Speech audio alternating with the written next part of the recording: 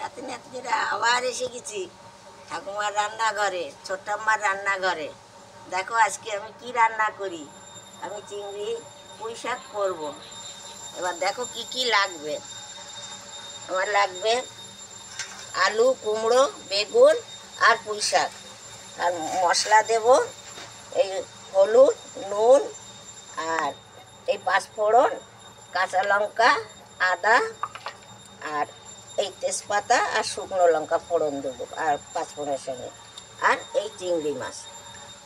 দেখো এবার কড়াই তেল দিচ্ছি।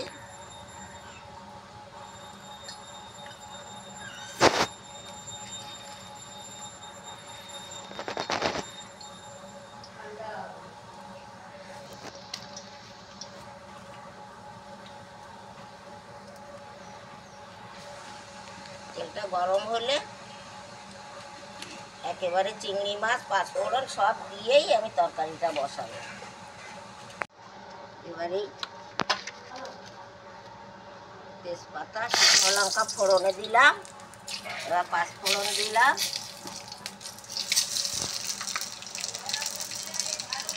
পাঁচফোড়নটা দিয়ে এবার আমি এর মধ্যেই চিংড়ি মাছটা দিয়ে দেবো।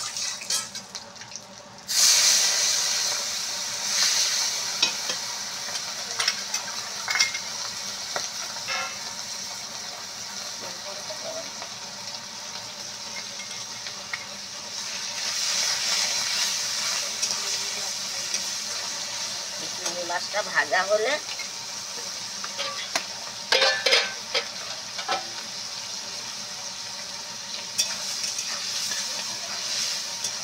চিংড়ি মাছটা আমার ভাজা হয়ে গেছে, এর মধ্যে আমি আলুটা দেব।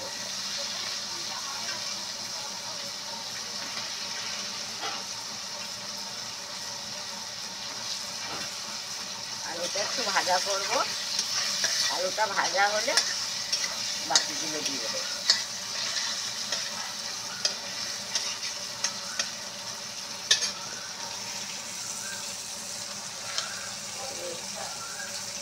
বলো তো, এবার বেগুনটা দেবো,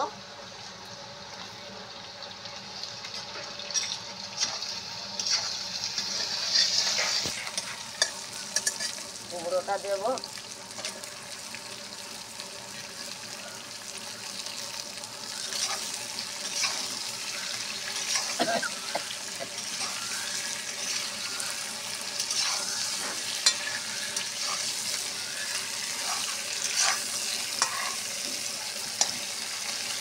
এগুলো একটু ভাজা ভাজা হলে এর মধ্যে এবার আমি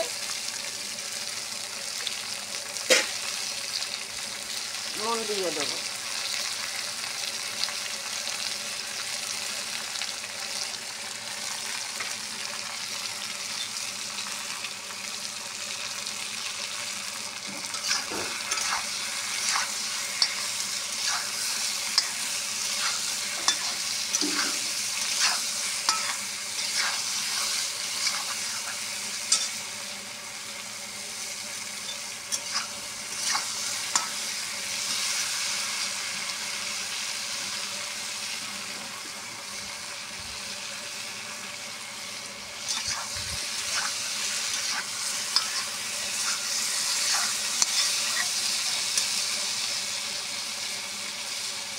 এবার আমি কাঁচা লঙ্কা, আদা বাটাটা দিয়ে দেবো।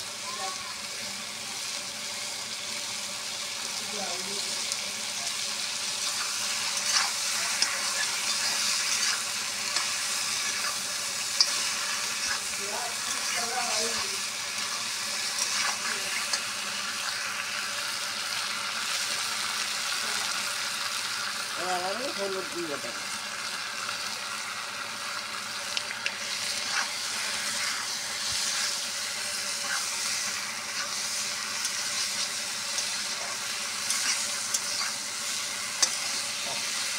সুন্দর ভাজা হচ্ছে, এবার এই ডাঁটাটাও এর মধ্যে দিয়ে দিব, পরে শাকটা দেবো।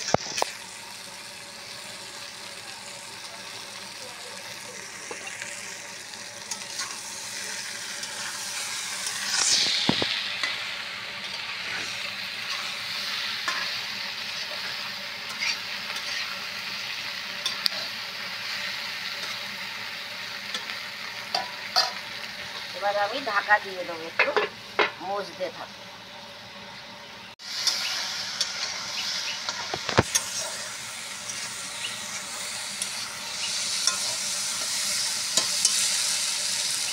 এবার আমি এই শাকটা দিয়ে দেবো।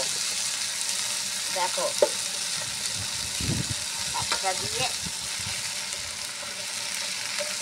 এই নতুন পুঁই শাক এখন খেতে খুব টেস্ট।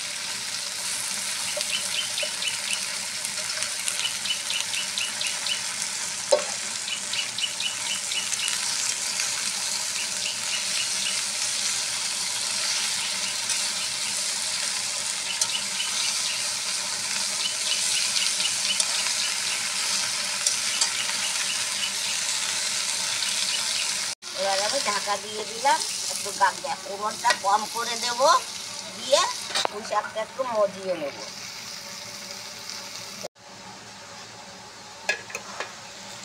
দেখো এবার এই আমার বসানো হয়ে গেল, মজে গেছে সব কিছু। এটা কাঠের উনুন বলেই আমি জলটা দিচ্ছি, নইলে জল দিতাম না গ্যাসে হলে। এটা কাঠের উনুনে জালটা বেশি তো তাড়াতাড়ি জলটা টেনে নেয়।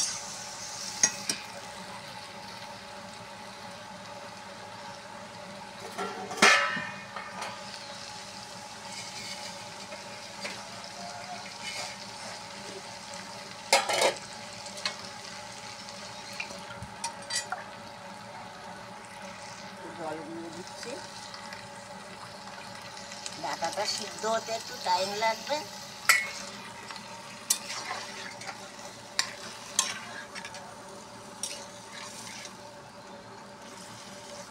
এবার ঢাকা দিয়ে দেবো, 5 মিনিট পরে নামিয়ে।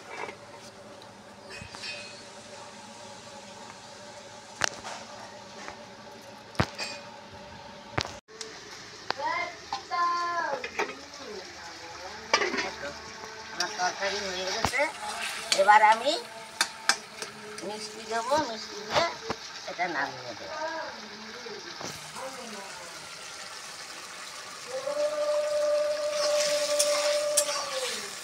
দেখো কত সুন্দর তরকারিটা ফুটছে কাঠের উনুনে। কাঠের উনুনে না হলে রান্নায় মজা হয়। একটু ঢাকা দিয়ে দেই, দিয়ে আবার নামাবো। এই দেখো তরকারিটা এবার হয়ে গেছে, এবার আমি নামাবো।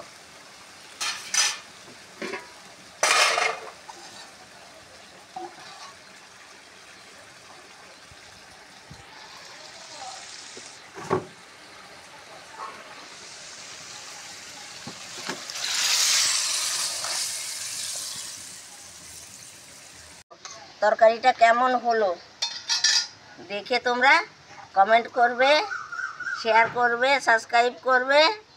আর সবাই দেখো রান্না। তোমরা দেখলেই তো আমার ভালো লাগবে, তোমরা কমেন্ট করলেই তো আমার ভালো লাগে। যত কমেন্ট আসছে ভালো লাগছে, ভালোই কমেন্ট আসছে আমার। ঠিক আছে, এবার ভিডিওটা রাখি, আবার নতুন রেসিপি নিয়ে চলে আসবো।